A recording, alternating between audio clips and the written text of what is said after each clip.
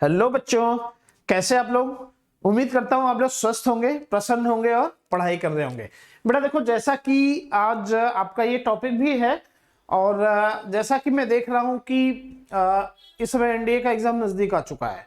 14 नवंबर को है और नेवी का फॉर्म भरा जा रहा है। ठीक है, इंडियन नेवी का AA का SSR का फॉर्म भरा जा रहा है। शायद आज लास्ट डेट हो। तो बेटा सभी बच्चे फॉर्म इसको भर दीजिए जिन बच्चों ने नहीं भरा है।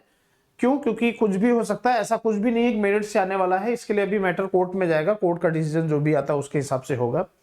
रही बात एयरफोर्स का एनरोलमेंट लिस्ट नहीं आ रहा है या रिजल्ट नहीं आ रहा है, इसके लिए बेटा हम लोग क्या कर सकते हैं, जो चीज कमीशन का है वही फिक्स है, हम लोग आवाज उठा सकते हैं, लेकिन जो कुछ करना है वहीं से करना है। उनके दिमाग में कोई प्लानिंग होगी तो आप इसको जो है आप अपना काम करिए, वो अपना काम करते रहेंगे। जिन बच्चों का पेपर अच्छा हुआ वो सेकंड स्टेज की तैयारी करें, जिनका पेपर अच्छा नहीं हुआ है वो अगले स्टेप की तैयारी करें, अगला जो एग्जाम होगा उसका क्या होगा। और अभी जिन बच्चों के लिए एनडीए का एग्जाम आया हुआ है 14 नवंबर को, वो सभी बच्चे जो है अभी एनडीए को फोकस करेंगे। तो बेटा आइए, सभी बच्चों का आपके अपने प्यारे से चैनल संतोष सर फिजिक्स क्लासेस में स्वागत है। बेटा देखो, ये एक ऐसा चैनल है जहां पे आपको डिफेंस का कंप्लीट पैकेज मिलेगा। अभी मैं फिजिक्स पढ़ा रहा हूं, मैथ भी स्टार्ट होने वाला है, आज इंग्लिश भी स्टार्ट हो जाएगा और जीएस का भी पोर्शन स्टार्ट हो जाएगा। तो ये आप आराम से इसको पढ़िए, एंजॉय करिए। और बेटा जैसा कि टॉपिक लिखा हुआ है रेजिस्टेंस, बच्चों मैं आपको बता दूं कि रेजिस्टेंस को हिंदी में कहते हैं प्रतिरोध। ये एक ऐसा टॉपिक होता है जो कि आज तक ऐसा कोई एग्जाम एनडीए का नहीं हुआ होगा जिसमें ये एक क्वेश्चन ना आया हो। एक क्वेश्चन या दो क्वेश्चन इस टॉपिक के जरूर आते हैं। तो रेजिस्टेंस या ओम्स लॉ अगर आप कमांड करते हैं तो आपका एक क्वेश्चन यहां पे फिक्स हो जाता है। ठीक है, हो सकता है कि दो भी क्वेश्चन हो सकता है 3 क्वेश्चन हो। तो मैं एग्जाम के पर्पज से डिस्कस करूंगा और शायद कोई भी ऐसा एग्जाम होगा जहां पे इसका क्वेश्चन, मुझे नहीं लगता कि इसका क्वेश्चन ऐसा कोई एग्जाम होगा जहां पे ना आया हो। एक क्वेश्चन कहीं एग्जाम में 2 क्वेश्चन जरूर आते हैं। तो आज मैं इस पूरे ओम्स लॉ को या रेजिस्टेंस के टॉपिक को पूरी तरह से कंप्लीट करने वाला हूं। बेटा देखो, यहाँ पे क्वेश्चन आज एनडीए लिखा हुआ है तो मैं एनडीए का आया हुआ क्वेश्चन डिस्कस करूंगा, लेकिन इसके साथ साथ मैं आपको बता दूं कि इसके क्वेश्चन आपके टीजीटी पीजीटी में भी हर साल पूछे गए हैं, एयरफोर्स में भी इसका क्वेश्चन हर साल फिक्स है। टॉपिक फिक्स होता है बेटा, उस टॉपिक को आप कमांड करिए, वहां से 4-5 क्वेश्चन आपका श्योर मिलता है। और एनडीए का क्या फीडबैक है वो सभी बच्चे जो पढ़े हुए आप लोग जानते हैं। रटा रटाया क्वेश्चन पूरी थियरी में से आता है एग्जाम में। ठीक है, तो आप लोगों को अगर एनडीए के लिए प्लानिंग करनी है तो अभी तो नहीं, मैं 1 नवंबर से स्टार्ट करूंगा और संभावना है कि 10 दिन में मैं एनडीए का पूरा आराम से कवर करा दूंगा साइंस। तो जिन बच्चों को इस पे पढ़ना हो कमेंट में लिख करके अपना मैसेज देंगे कि एनडीए का अटेम्प्ट है उनका, और मैं इसको लाइव क्लास से स्टार्ट कर दूंगा। बेटा मैं ऐसे रिकॉर्डेड इस पे नहीं करूंगा, मैं उनका लाइव क्लास स्टार्ट करूंगा एनडीए के पर्पज से। और 1 नवंबर से 10 नवंबर के बीच में मैं कोशिश करूंगा कि आपका साइंस पूरी तरह से तैयार हो जाए।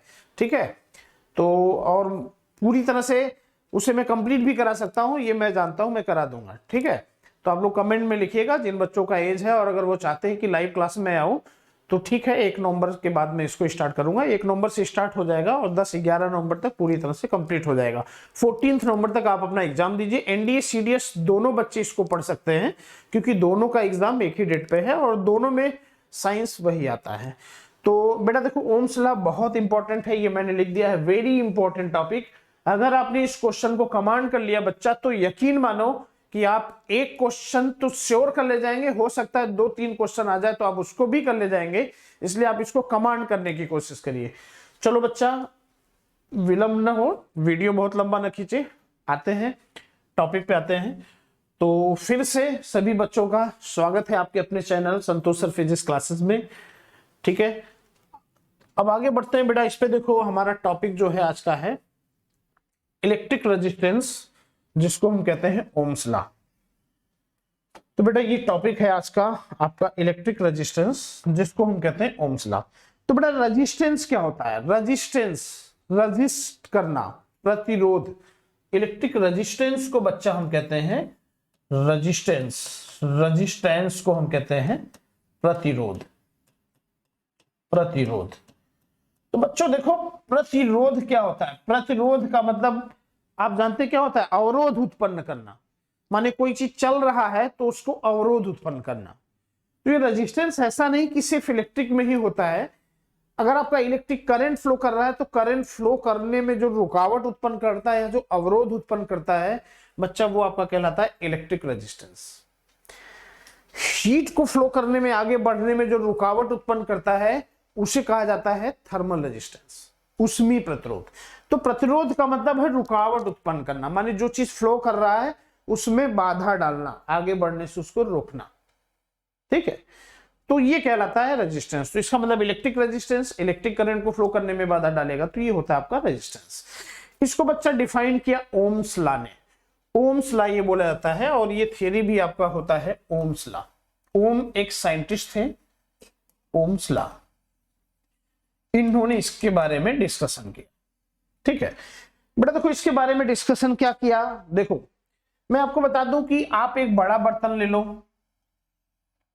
और एक छोटा बर्तन ले लो। एक सिंपल सा एग्जांपल है।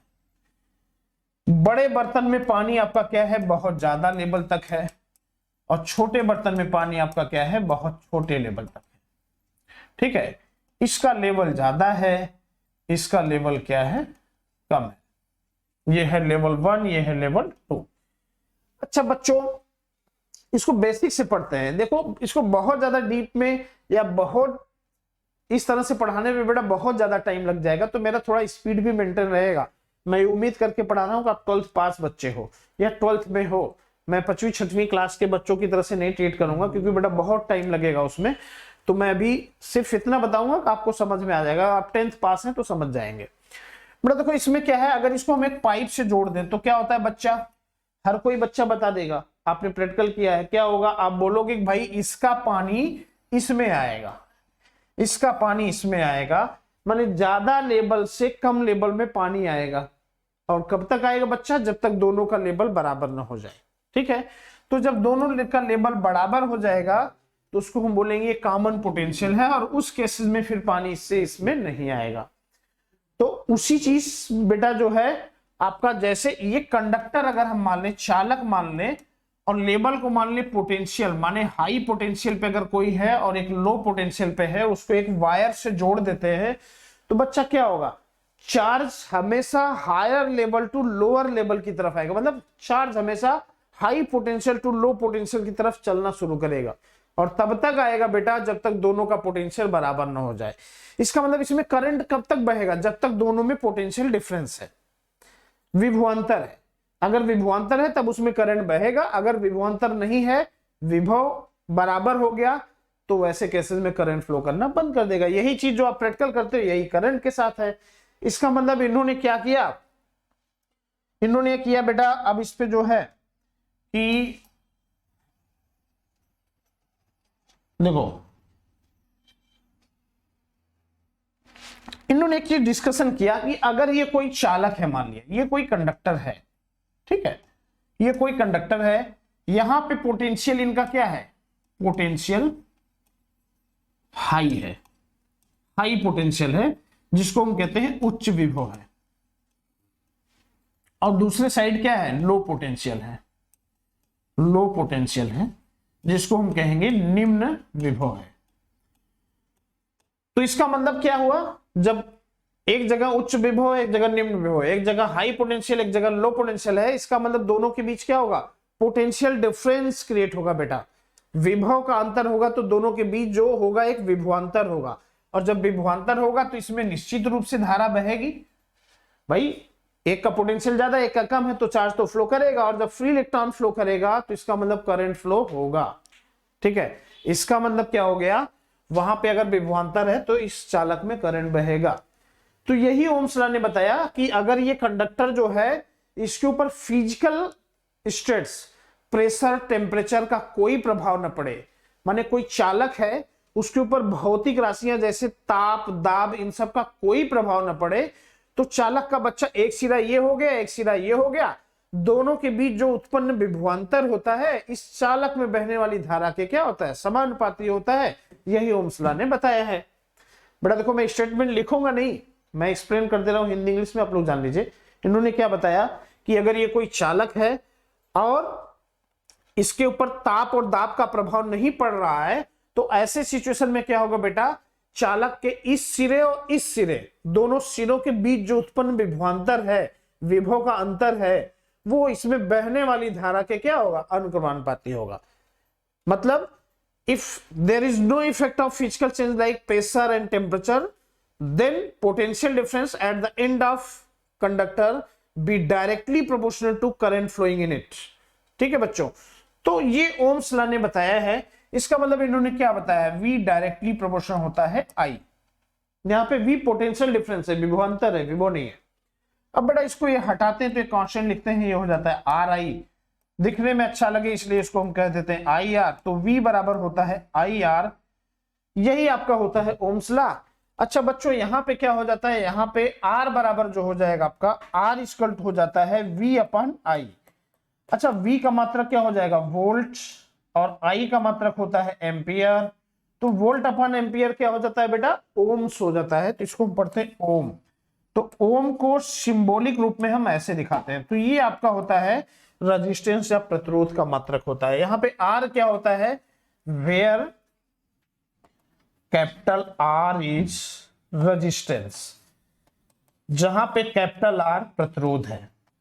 ठीक है, यहां पर कैपिटल R जो होता है वो प्रतिरोध होता है। ठीक है बच्चा, तो अब ऐसे सिचुएशन में क्या होगा, ऐसे सिचुएशन में आपका ये होता है, यहां पे मैं इसको मिटा रहा हूं। देखो बच्चा, अब यहां पे अगर हम वोल्टेज और करंट में ग्राफ खींचे तो बच्चा देखो, ग्राफ अगर हम खींचे वोल्टेज में, पोटेंशियल डिफरेंस में और करंट में, तो इनके बीच का जो ग्राफ आता है वो स्ट्रेट लाइन आता है। इसका मतलब ये क्या बताता है, वोल्टेज जो होता है वो करंट के डायरेक्टली प्रोपोर्शनल होता है, यही ओम्स लॉ है। अच्छा एक चीज और बता दूं कि ओम्स लॉ जो होता है वो कौन कौन सा ऐसा चीज है जो ओम्स लॉ को फॉलो करता है। तो बेटा ये एनडीए में एक बार पूछा हुआ इस तरह से ग्राफ बना करके, और ये बोला है कि किसके लिए वैलिड है। तो मैं आपको बता दूं कि the device which obeys Ohm's law is called ohmic device, माने वो युक्ति जो ओम के नियम का पालन करती है उसे ओमी युक्ति करते हैं। और जितने भी कंडक्टर्स हैं, चालक हैं, वो सभी ओम्स लॉ को फॉलो करते हैं। इसका मतलब ये किसके लिए वैलिड होता है बेटा, कंडक्टर के लिए वैलिड होता है। कंडक्टर, कंडक्टर माने चालक के लिए वैलिड होता है। ये एनडीए का पूछा हुआ क्वेश्चन है। ठीक है, कंडक्टर, या आप इसको मेटल भी कह सकते हो। मेटल का मतलब होता है धातु। ऑल मेटल्स बी कंडक्टर, सभी धातुएं चालक होती हैं। बेस्ट कंडक्टर कौन सा होता है, सिल्वर होता है, आपको पता है। इसके बाद कॉपर होता है, फिर इसके बाद बेटा आपका आता है गोल्ड आता है, फिर एल्युमिनियम आता है। तो बेस्ट कंडक्टर सिल्वर होता है, चांदी होता है। तो ये ओम्स लॉ सभी चालक के लिए वैलिड होता है, या आप कह सकते हैं सभी धातुओं के लिए वैलिड होता है, या सभी मेटल्स के लिए वैलिड होता है। तो एनडीए का एक क्वेश्चन आपको मिल गया। दूसरा चीज बेटा इसमें पूछा था कि ओम्स लॉ किस चीज को डिफाइन करता है। तो बेटा ओम्स लॉ पोटेंशियल डिफरेंस और करंट के बीच के रिलेशन को डिफाइन करता है। ये आपके एनडीए का क्वेश्चन है। तो आपका ये उम्मीद करता हूं कि दूसरा क्वेश्चन मिल गया। तीसरा क्वेश्चन डिस्कस करने जा रहा हूं। बेटा तीसरा क्वेश्चन ये होता है, इन्होंने पूछा कि ओम्स लॉ किस कंजर्वेशन प्रिंसिपल को दिखाता है। तो Ohm's law shows the principle of conservation of energy. Ohm's law ऊर्जा संरक्षण के सिद्धांत को दिखाता है। बेटा आप एनडीए का सारा आंसर पेपर पढ़ लेना, मैं सारे क्वेश्चन यहाँ पे डिस्कस कर रहा हूँ। थियरी पढ़ाने के पर्पज ये है कि थियरी के साथ साथ सारे आए हुए क्वेश्चन को डिस्कस करूंगा। मैं क्वेश्चन यहाँ पे नहीं लिख के लाया हूँ। ठीक है, तो चलिए ये सारी चीजें यहाँ पे होगी। दूसरा चीज बेटा ये पूछता है कि ओम्स लॉ के लिए यहाँ पे जो होता है आर क्या होता है आपका, रेजिस्टेंस होता है। रेजिस्टेंस का मात्रक क्या होता है, ओम होता है। अब ये ओम, किलो ओम, मेगा ओम होता चला जाएगा, जैसे आप ग्राम, किलोग्राम ये सब जानते हैं, आपको पता है। दूसरा चीज बच्चा अगर इसमें कह दिया जाए कि अगर कोई ग्राफ ऐसे हम खींच दें, करंट का ग्राफ ऐसे खींच दें, वोल्टेज का ग्राफ ऐसे खींच दें, इनके बीच स्ट्रेट लाइन आया, तो ऐसे सिचुएशन में अगर इनका हम स्लोप निकालेंगे बच्चा, तो ये स्लोप क्या हो जाएगा, ये आप ऐसे एक ट्राइंगल खींच दीजिए और यहाँ पे ये एंगल बना दीजिए, तो ये स्लोप हो जाएगा। अगर यहाँ पे V1 वैल्यू है, यहाँ पे V2 वैल्यू है, यहाँ पे आपका I1 वैल्यू है, यहाँ पे आपका I2 वैल्यू है, तो ये क्या हो जाएगा, डेल्टा I हो जाएगा, और ये क्या हो जाएगा, डेल्टा V हो जाएगा। तो tan थीटा बराबर क्या होता है, लंब बटे आधार। तो स्लोप जो हो जाएगा बच्चा, यहाँ पे स्लोप ही होता है tan थीटा, और ये हो जाएगा लंब बटे आधार, इसका मतलब delta V upon delta I। ठीक है, डेल्टा I हो जाएगा। तो ये आपका हो जाएगा स्लोप हो जाएगा। ठीक है, अच्छा यही क्या होता है, v इक्वल टू आर बराबर क्या होता है, v अपन आई, यही बराबर होता है r इक्वल टू v अपन आई भी, आप ये r भी इसको मान सकते हैं। तो बच्चों देखो कभी कभी ग्राफ ऐसे आता है आपका, करंट I इधर हो गया, वोल्टेज I इधर हो गया, आपका 2-3 ग्राफ ऐसे दे देगा, T1 T2 T3 ऐसे दे देगा। चलो इस क्वेश्चन को बाद में डिस्कस करूंगा पढ़ाने के बाद, लेकिन बता देता हूं ऐसे आएगा और आपसे पूछ लेगा कौन सा टेम्परेचर ज्यादा है। तो कुछ नहीं करना है बेटा, आप इस ग्राफ से रेजिस्टेंस निकालिए। कंडक्टर के लिए रेजिस्टेंस डायरेक्टली प्रोपोर्शनल होता है टेम्परेचर के, ताप बढ़ाते हैं तो प्रतिरोध बढ़ता है, तो इसका मतलब जिसका रेजिस्टेंस ज्यादा होगा उसका टेम्परेचर ज्यादा होगा। और आप यहां से एक ट्राइंगल ऐसे खींच दीजिए, और ट्राइंगल खींचने के बाद बेटा आप देख लीजिए किसमें आर का वैल्यू ज्यादा है, जिसमें आर का वैल्यू ज्यादा होगा उसका टेम्परेचर ज्यादा होगा। तो इस क्वेश्चन को मैं अभी डिस्कस करूंगा, आगे मैं इस पे और बढ़ता हूं। इसको आप स्क्रीनशॉट ले लीजिए, फिर इसके बाद डिस्कस करता हूं। इसको स्क्रीनशॉट आप ले लीजिए इसको बेटा, ठीक है। ये आपका टॉपिक है ओम्स लॉ रेजिस्टेंस का, बहुत इंपॉर्टेंट टॉपिक है। ओम्स लॉ पोटेंशियल डिफरेंस और करंट के बीच के रिलेशन को बताता है। दूसरा चीज ये जो होता है principle of conservation of energy को दिखाता है, ये भी चीजें हैं, ठीक है। चलिए इतना लिख लिया, चलिए ठीक है। इसको बेटा आप अच्छे से फोकस कर लीजिए, कमांड कर लीजिए, स्क्रीनशॉट ले लीजिए, आगे बढ़ते हैं। चलो बच्चों देखो अब दूसरा चीज क्या होता है। अब दूसरा चीज बेटा ये होता है कि आर रेजिस्टेंस बराबर होता है रो एल अपान ए।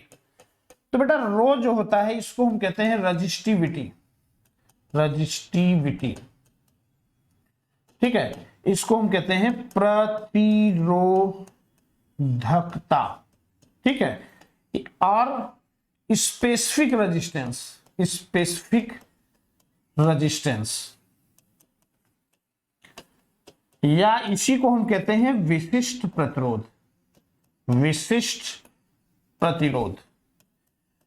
तो बेटा देखो रजिस्टिविटी का डिस्कशन कर लेते हैं। रो यहां पर रजिस्टिविटी होता है और इसको हम कहते हैं विशिष्ट प्रतिरोध या प्रतिरोधकता। बेटा it is the characteristics property of material, ये पदार्थ का गुण होता है।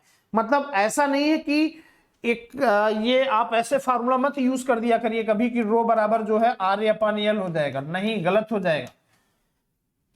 ये पदार्थ का गुण है, माने दोनों तार अगर आपके कापर के हैं, एक ही पदार्थ के बने हुए हैं, तो रो का मान इक्वल होगा।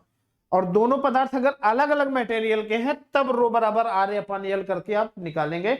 और बच्चा मैं आपको बता दूं कि एनडीए 2011 का पूछा हुआ क्वेश्चन है इस पे, और बहुत बुक में मैंने देखा है जहां पे लोगों ने कैलकुलेशन करके रोवन पूछा है कि दो कापर वायर है, इनकी लंबाई इतना है, एरिया इतना है, रेजिस्टेंस इतना है, तो रजिस्टिविटी का रेशियो बताइए। और लोगों ने बाकायदा गलत सॉल्व करके इस फॉर्मूले पे रख करके 1/2 आंसर ले आया है, जबकि वो गलत है बच्चा।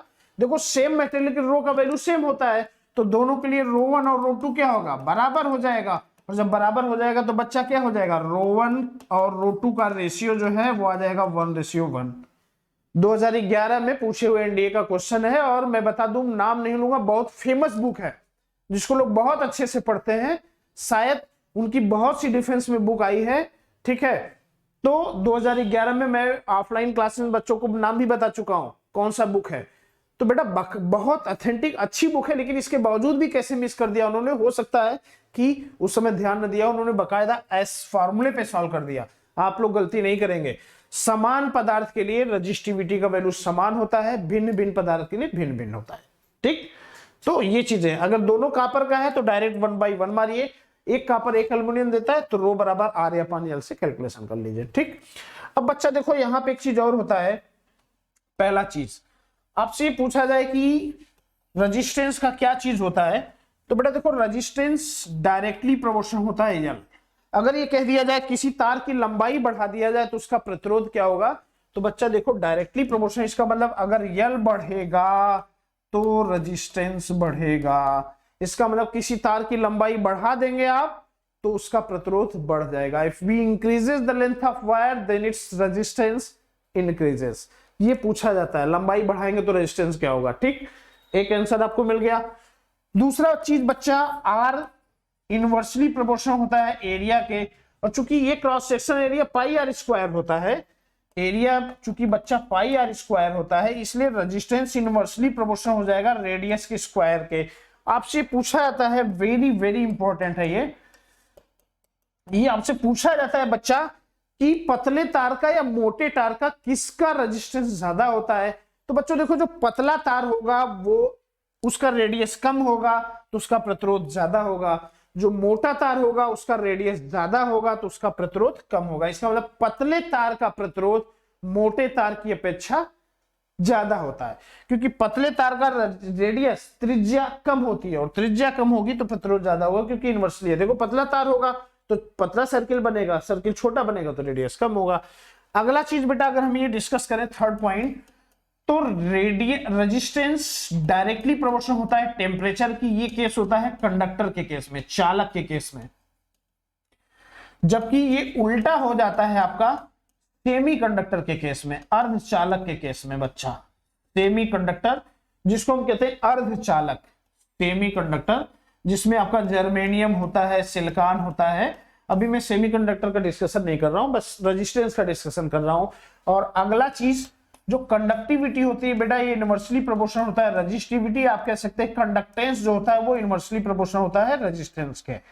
तो बच्चा आपसे पूछा जाए कि अगर हम टेम्परेचर बढ़ाएंगे तो चालक की चालकता के, कंडक्टिविटी को हिंदी में चालकता कहते हैं, तो ये पूछा जाए कि टेम्परेचर बढ़ाते हैं तो चालक की चालकता पे क्या प्रभाव पड़ता है और अर्धचालक की चालकता पे क्या प्रभाव पड़ता है।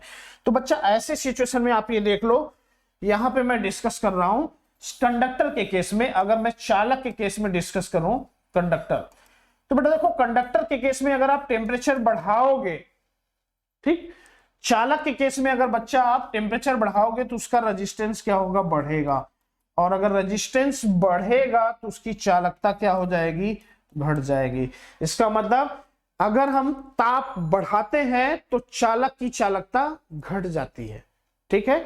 अगर हम टेम्परेचर बढ़ाएंगे तो जो कंडक्टर होता है उसकी कंडक्टिविटी डिक्रीज कर जाती है। On increasing the temperature of conductor it's conductivity decreases. ये भी आपका एनडीए का मिल गया। दूसरा चीज, अगर मैं बच्चा सेमी कंडक्टर की बात करूं, सेमी कंडक्टर अर्धचालक की बात करूं, तो बेटा देखो अर्धचालक में क्या है, अर्धचालक में आपका ये आता है, अगर हम टेम्परेचर बढ़ाएंगे तो रेजिस्टेंस क्या होगा, टेम्परेचर बढ़ाएंगे तो रेजिस्टेंस क्या होगा, डिक्रीज करेगा।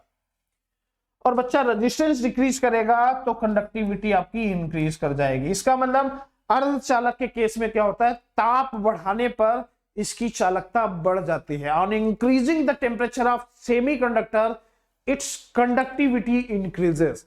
सेमी कंडक्टर बेटा आपका 0 केल्विन पे इंसुलेटर, कुचालक जैसा व्यवहार करता है, माने आपका जो अर्धचालक है वो 0 केल्विन पे कुचालक जैसा व्यवहार करता है, जबकि अगर हम टेम्परेचर बढ़ाएंगे तो उसकी कंडक्टिविटी बढ़ जाती है, फिर वो आपका कंडक्टर जैसा बिहेव करने लगता है, ठीक है। ये चीजें हो गया, तो इनसे रिलेटेड जो चीज पूछा गया वो आपका कॉन्सेप्ट क्लियर हो गया। अब बेटा इनका स्क्रीनशॉट ले लो, आप स्क्रीनशॉट ले लो। इसके बावजूद भी जो ना समझ में आए, मेरा नंबर दिया हुआ है, ठीक है, आप नंबर पे कांटेक्ट करके पूछ सकते हैं किसका क्या सोल्यूशन होगा। कुल मिलाकर के आप अच्छे से तैयारी करो, एग्जाम अच्छे से दो, ठीक है। इसका कॉन्सेप्ट क्लियर करिए, फिर आगे बढ़ते हैं। मुझे लगता है कि रेजिस्टेंस का 2 सीरीज बनाना पड़ेगा बेटा, क्यों, क्योंकि यहाँ पे आपका अभी काफी कुछ बाकी है, तो मैं इसको जल्दी से कंप्लीट करूंगा, वीडियो बढ़ाना पड़े, दूसरे सेकेंड पार्ट में भी इसका पोर्शन आएगा, ठीक है। चलिए, स्क्रीनशॉट ले लिया होगा आपने, चलिए।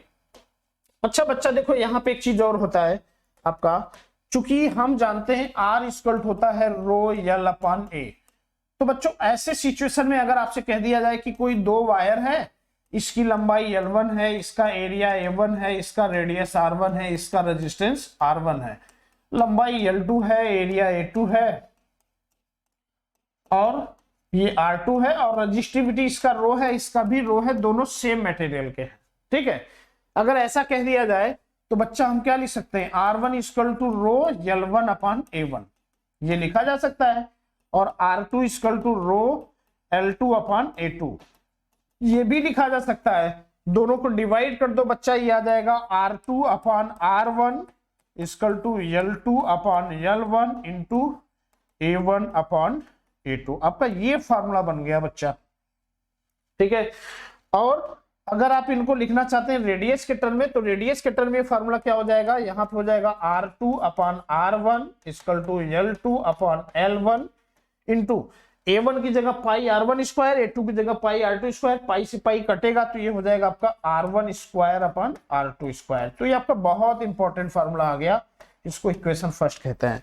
मतलब जब आपसे ये कहा जाए कि किसी तार की लंबाई L1 है, उसका रेजिस्टेंस R1 है, त्रिज्या R1 है, लंबाई L2 कर दिया जाए, रेडियस R2 कर दिया है, तो रेजिस्टेंस क्या होगा, इस पे रखोगे। लंबाई, एरिया और रेजिस्टेंस का क्वेश्चन है, इस पे रखोगे। लेकिन बेटा जो फेमस है, अक्सर सभी एग्जाम में, एयरफोर्स, एनडीए में पक्का ये आया हुआ है कि जब केवल लेंथ दिया जाता है, ओनली लेंथ इज गिवन। बेटा लेंथ दे दिया, जैसे कह दिया किसी तार की लंबाई दुगुना कर दी जाए तो उसका प्रतिरोध क्या होगा। तो ऐसे सिचुएशन में आप ये जान लो कि डेरिवेशन है, हाई स्कूल में एक डेरिवेशन ये है कि L2 अपान L1, इसका मान जो होता है वो R1 square upon R2 square आता है। तो इस फार्मूले से हम क्या करते हैं, फर्स्ट इक्वेशन से हम केवल लेंथ के टर्म में लिखेंगे, तो ये क्या हो जाएगा बच्चा, R2 upon R1 equal to, इसकी जगह क्या हो जाएगा L2 अपान L1, और इसकी जगह क्या रख देंगे आपका L2 अपान L1। तो बच्चा ये आपका आ जाता है, ये आपका आ जाएगा R2 upon R1 equal to L2 upon L1 का होल स्क्वायर। तो आपका एक बहुत इंपॉर्टेंट फार्मूला मिल गया जो कि आपके हर बार एनडीए के क्वेश्चन में आया, सभी कंपटीशन में आया हुआ है। इस पर न्यूमेरिकल इसे यहां लिख दे रहा हूं, ये बहुत इंपॉर्टेंट है। R2 upon R1 equal to L2 upon L1 का होल स्क्वायर, बहुत इंपॉर्टेंट फार्मूला है, हर बार इस पे न्यूमेरिकल आया हुआ है। ठीक है, अब बच्चों जैसे आपका ये कह दिया जाए, आपका जैसे कभी एक क्वेश्चन इस पे दे दिया जाए कि क्वेश्चन आपका ये दे दिया जाए कि अगर किसी तार की लंबाई खींच करके प्रारंभिक लंबाई की दुगनी कर दी जाए, माने L2 कितना हो जाए, प्रारंभिक लंबाई का 2L1, और उसकी प्रारंभिक त्रिज्या R1 बराबर 10 ओम है, तो उसका प्रतिरोध क्या हो जाएगा। आपसे कह दिया है किसी तार की लंबाई दुगुना कर दी जाए खींच करके, और उसका प्रारंभिक प्रतिरोध 10 ओम है, तो फाइनल प्रतिरोध क्या होगा खींचने के बाद। बेटा इस फार्मूले में रख दो, क्या हो जाएगा R2 upon 10 equal to L2 की जगह आप रख दो 2L1 अपान L1 का स्क्वायर। बच्चा L1 से कटेगा, 2 का स्क्वायर 4 होगा, R2 बराबर आपका आ गया 40 ओम। कौन कहता है बहुत टफ है, तो आपका ये फार्मूला आना चाहिए। ठीक है, दूसरा केस ये होता है बच्चा, जब आपसे कह दिया जाए कि if only radius is given, ये आपसे कह दिया जाए ओनली रेडियस इज गिवन, अगर केवल त्रिज्या दी जाए, तो त्रिज्या दी जाए तो क्या होगा, जहां R1 square upon R2 square उसकी जगह, जहां पे L1 अपन L2 है उसकी जगह पे ये आप रख दो, और जब इस इक्वेशन में इसको रखोगे बच्चा, तो आपका ये फार्मूला आ जाएगा R2 upon R1 equal to R1 upon R2 का पावर 4। तो आपका त्रिज्या वाला ये फार्मूला आ जाएगा। अब इस पे कभी आपसे कह दिया जाए कि यदि किसी तार को खींच दिया जाता है, उसकी त्रिज्या आधी हो जाती है, तो उसका प्रतिरोध क्या हो जाएगा। तो बेटा देखो क्या होगा, R2 ये अपन R1, R2 बराबर क्या हो जाएगा R1/2 है ना, तो ये कट जाएगा, 2 पे पावर 4 कितना होगा 16 हो जाएगा, तो आपका R2 कितना हो जाएगा 16 टाइम्स 16 गुना हो जाएगा, माने प्रतिरोध उसका क्या हो जाएगा 16 गुना हो जाएगा। ठीक है, तो ये चीजें हैं, उम्मीद करता हूं कि आप इस क्वेश्चन को कर ले जाएंगे। यहाँ पे मैं फिर से डिस्कस कर दे रहा हूं इस क्वेश्चन को। ठीक है बेटा, जैसे इन्होंने कह दिया यदि किसी तार की त्रिज्या आधी हो जाए, मानिए उस तार का रेडियस R2 बराबर क्या हो जाए R1/2 हो जाए, और प्रारंभिक प्रतिरोध R1 बराबर R है, तो उसका प्रतिरोध क्या हो जाएगा। अब इस फॉर्मूले में रख दो, क्या हो जाएगा R2 upon R equal to R1 upon R1/2 का पावर 4। देखो ये कट गया, ये 2 ऊपर जाएगा 16 हो जाएगा, तो R2 बराबर क्या हो जाएगा 16।